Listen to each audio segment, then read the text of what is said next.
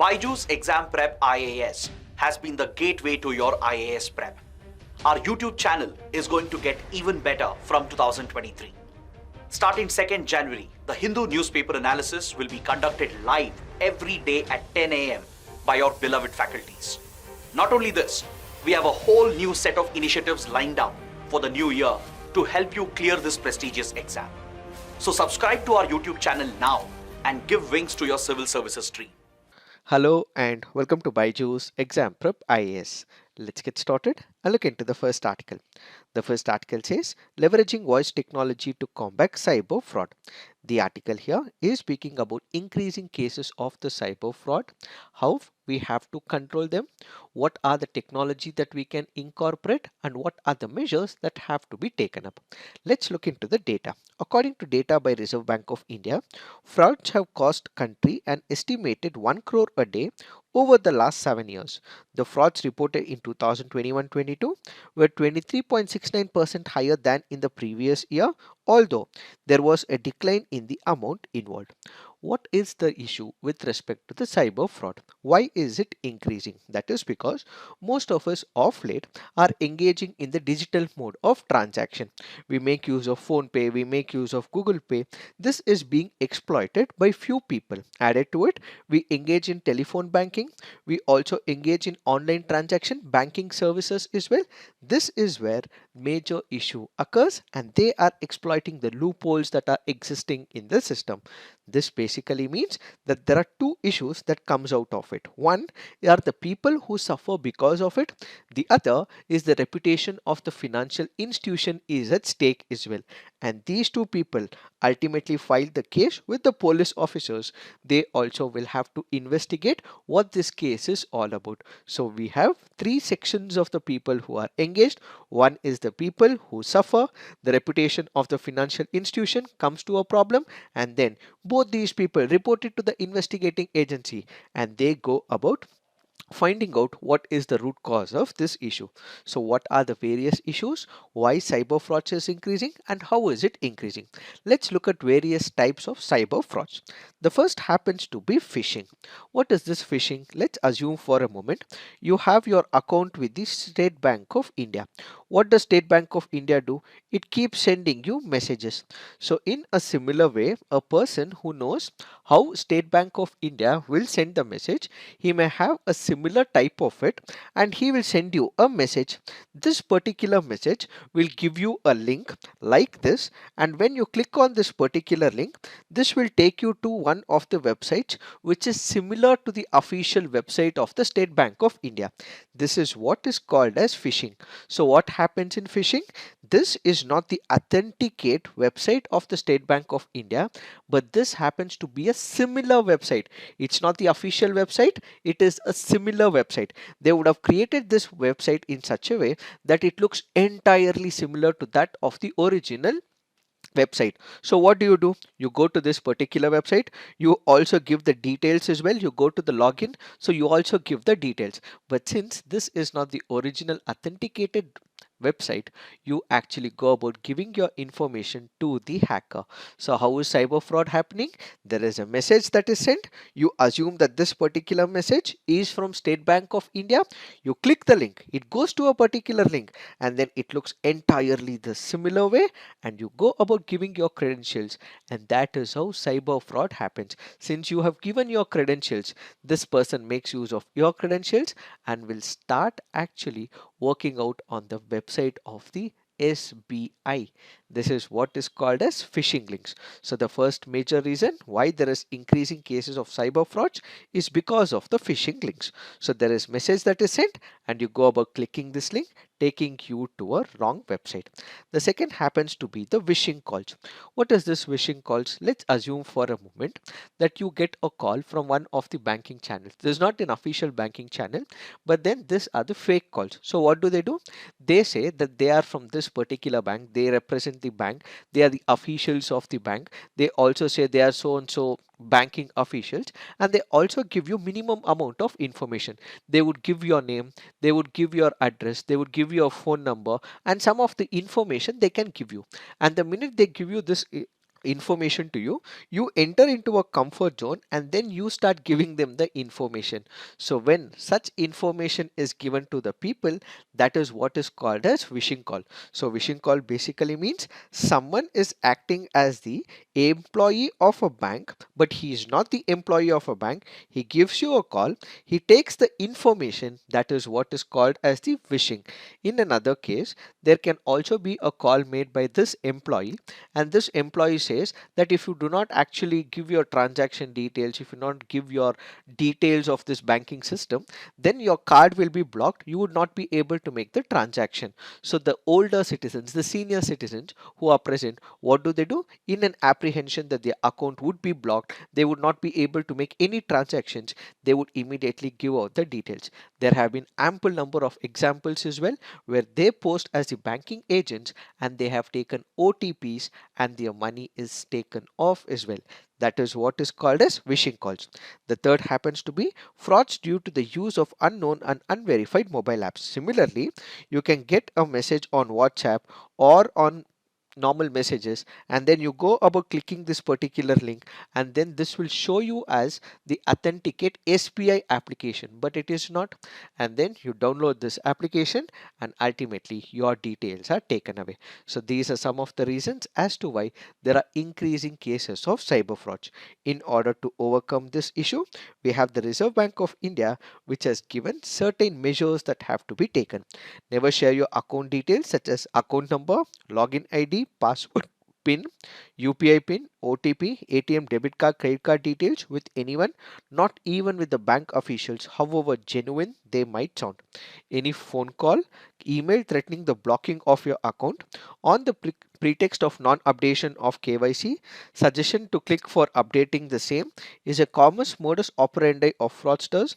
Do not respond to offers for getting KYC updated. Always access the official website of your bank, NBFC, e-wallet provider, or contact the branch.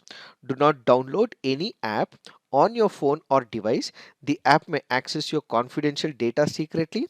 Transactions involving receipt of money do not require scanning barcodes or QR codes or entering MPIN. Thus, exercise caution if asked to do so. Check URLs and domain names as well. For example, SBI can be written in a very similar manner. So always check that there is a lock symbol that is present on the top of the website. It will also be green in color as well. This means it is secured and safe. So if you do not have this lock symbol on the domain name of that particular link, it means it is not a genuine website.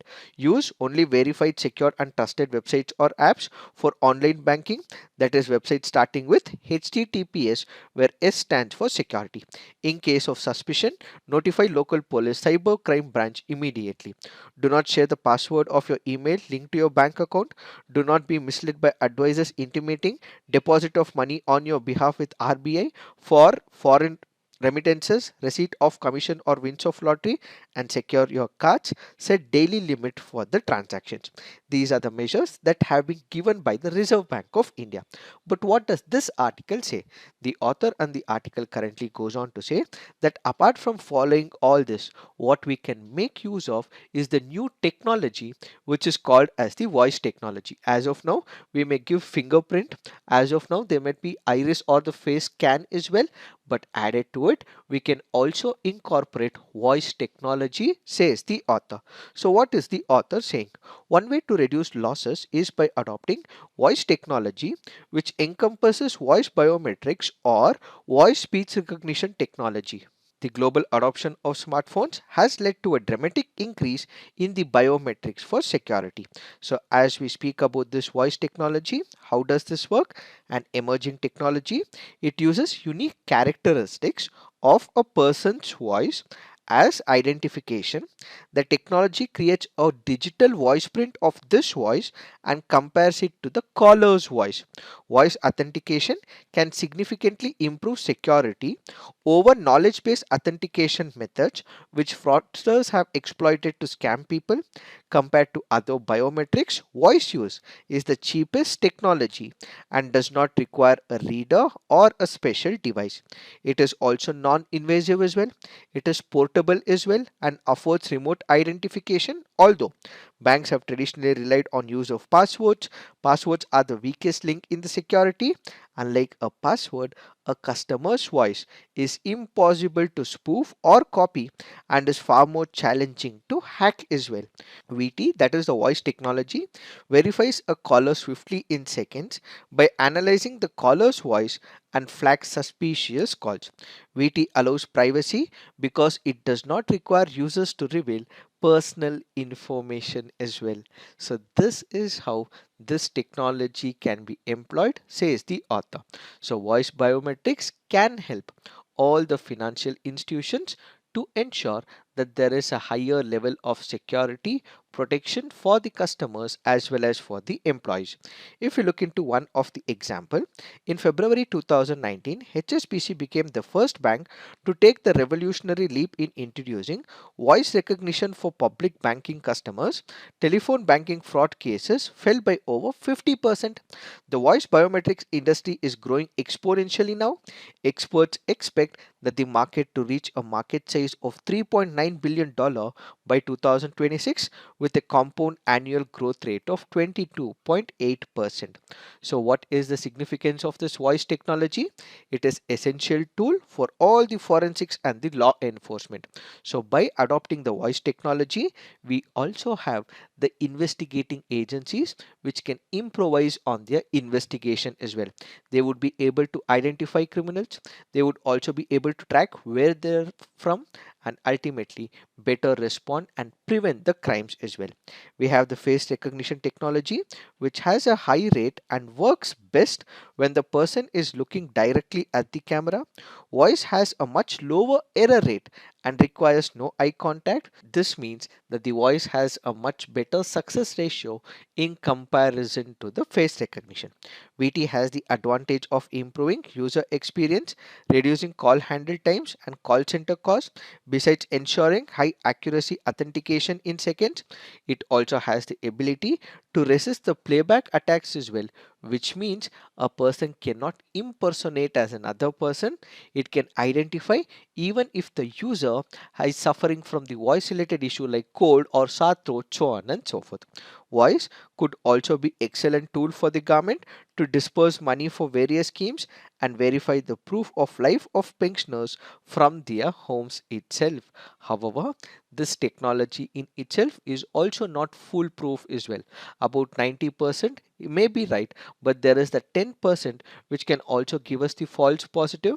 There might also be an error as well. So until we have 100% efficiency, 100% verification, if we keep waiting, we will not be successful. So we have to keep implementing it, and as and when we have the errors, we have to rectify them as well.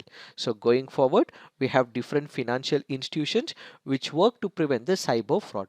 So the government will have to make a coordination plan between the financial institutions and other departments and also help the police to investigate as well.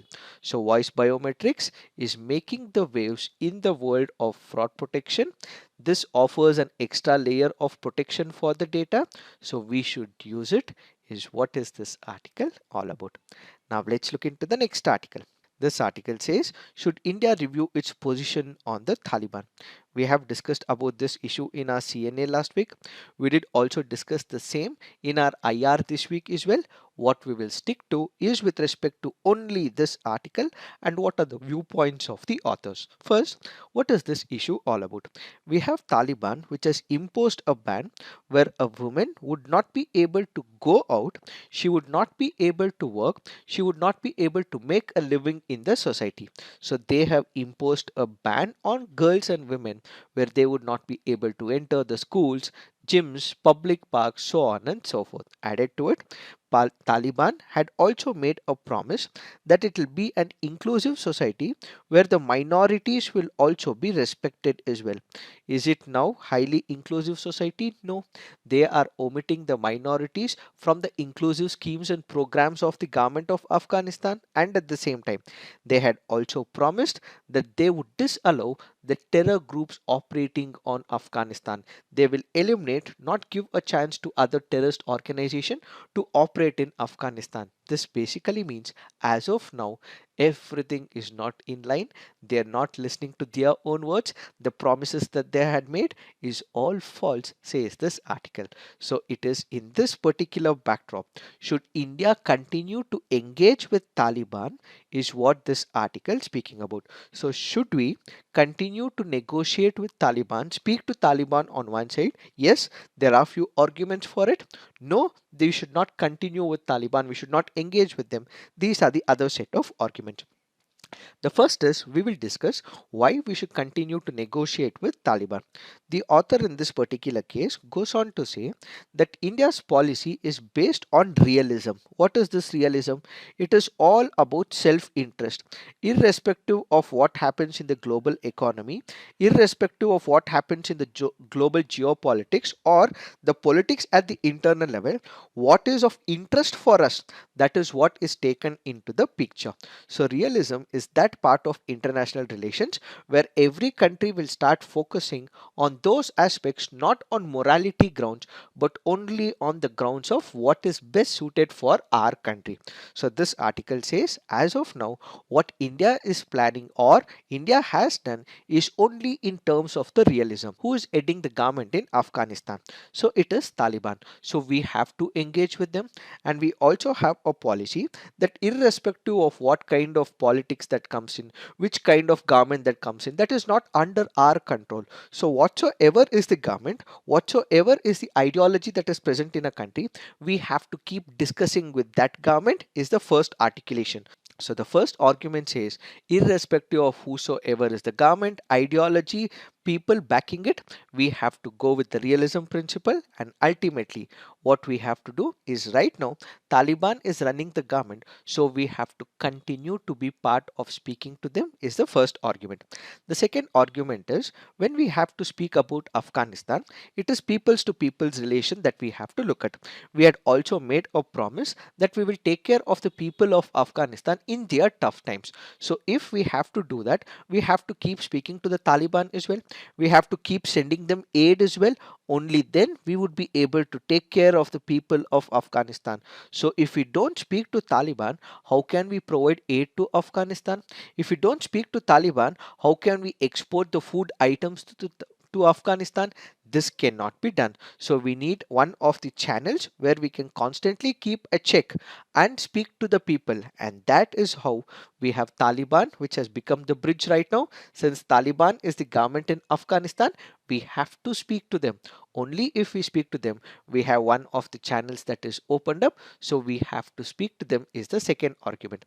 The third argument is the Taliban is using this as a bargaining tool to get what they want from the international community. They are saying that we would not be providing the rights to the women. They are saying that minority rights will not be provided. So is it a bargaining strategy of the Taliban? Yes. So in this particular case, we have very little space. We have to somehow extend some help. So if we do not engage with Taliban, how else will we be able to convince Taliban? We don't know whether Taliban would listen to us or not, but we need a channel. We need to ensure that we are constantly in touch with Taliban so that we can make at least minute changes in that particular place. So to bring these minor changes, what we require is a constant support of Taliban. So we should continue to be part of speaking to Taliban, is the third argument.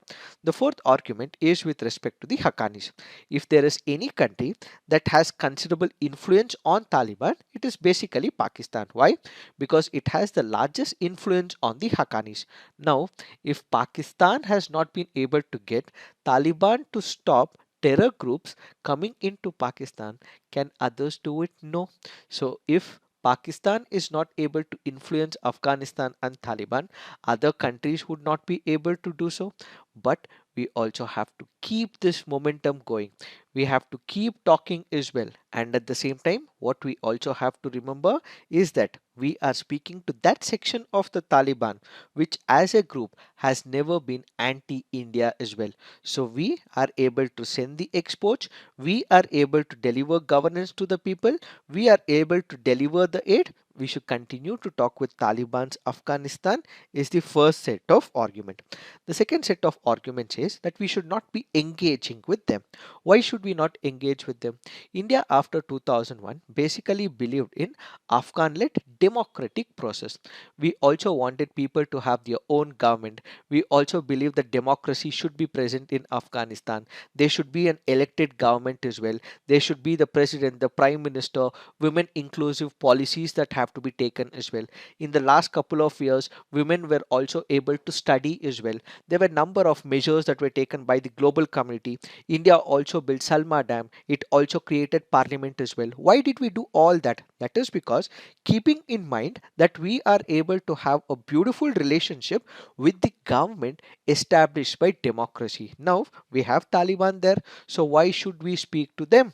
That is the first point. So Taliban does not respect the women. All the advantages that were garnered for the last 1 decade or so, everything is put to the side role, and it is in this particular backdrop, people who have trusted us, people who believed us, people who supported us in Afghanistan, they are not gonna trust if we go and speak to Taliban is another viewpoint. So we should not be speaking to Taliban because there are people in Afghanistan who also oppose Afghanistan's Taliban. So in this particular case, to provide them a backup and emotional support, we have to support such people. So we should not be speaking to Taliban is the first argument. The second argument is in terms of non-Taliban opposition. What is this non-Taliban opposition? This basically means you have people who are opposing Taliban's rule in Afghanistan. For example, we have the National Resistance Front. It was once supported by Ahmad Shah Massoud. Then there is Northern Alliance as well. These are the people or the movements who have already opposed Taliban's rule in Afghanistan. So India should always keep diplomacy open. It should also have line of communication with such people as well, and if need be, indirect support will also have to be given as well. So we should stop speaking to these people, that is the Afghan Taliban, but at the same time there are existence of non-Taliban opposition. Keep speaking to them, open the line of communication. If they are able to generate the support, if they are able to sideline the Taliban, we should be supporting them is another argument. It is this that we have to understand with respect to this article. But for the rest of the other analysis, you can look into the international relations this week where we have discussed this article in greater detail. Now let's look into the next article. This article says Kalasa-Banduri drinking water project gets centers not. This article here is speaking about the Kalasa-Banduri project. Remember, the Kalasa-Banduri project is a project which is taken up in the state of Karnataka. Let's look into the data. We have the Mahadayi River, which is also known as Mandovi and is described as the lifeline of the Indian state of Goa. The Mandovi and the Zori are the two primary rivers in the state of Goa. Mandovi joins with Juari at a common creek at Cabo Akuda forming Marmugao. The Mahadayi River originates from a cluster of 30 springs at Bimgarden, the Western Ghats in the Belagavi district of Karnataka, and the sharing of water of this river is a cause of dispute between the governments of Karnataka and Goa. So basically, we have one of the rivers which happens to be the Mahadayi River.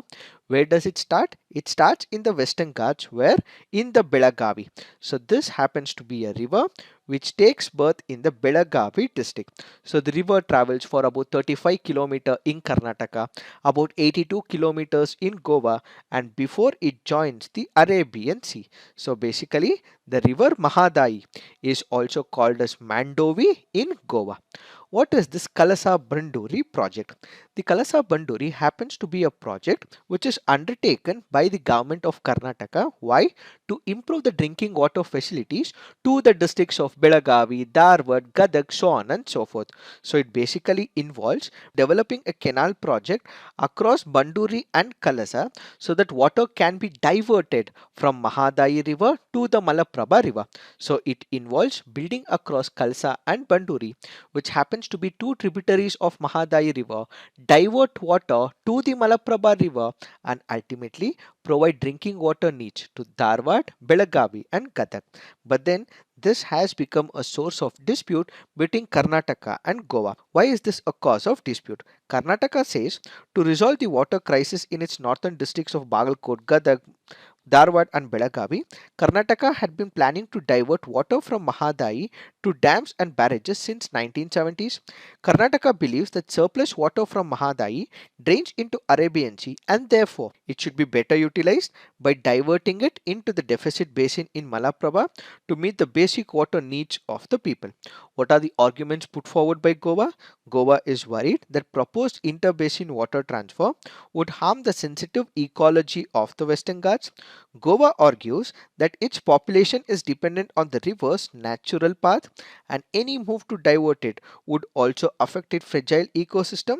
The Mahadayi holds a special significance for Goa because it is one of the few sweetwater sources in the state and proposed move could affect water supply for drinking and irrigation. That is why there is a dispute between the state of Karnataka as well as Goa. And now, in a new update, the center has accepted the detailed project report for implementation of the decades-old Kalasa-Banduri drinking water project in the interstate Mahadayi River Basin. The Central Water Commission has approved the DPRs. The implementation is now subject to other mandatory approvals, including forest clearances and the final judgment of the Supreme Court. So the central government has given few permissions, but will it be actually implemented? This will be decided on the basis of approvals given by the forest department as well as on the final judgment of the Supreme Court. It is this that we have to understand with respect to this topic. Now let's look into the next article. This article says friendly neighbors. The article is speaking about India and Maldives relationship. What is the context? The context is the conviction of former Maldivian President Abdullah Yamin by a criminal court in the Maldives. Why is this important for us? That is because the Maldivian president was a strict opposition to the existing political system and at the same time he was pro-China and against India.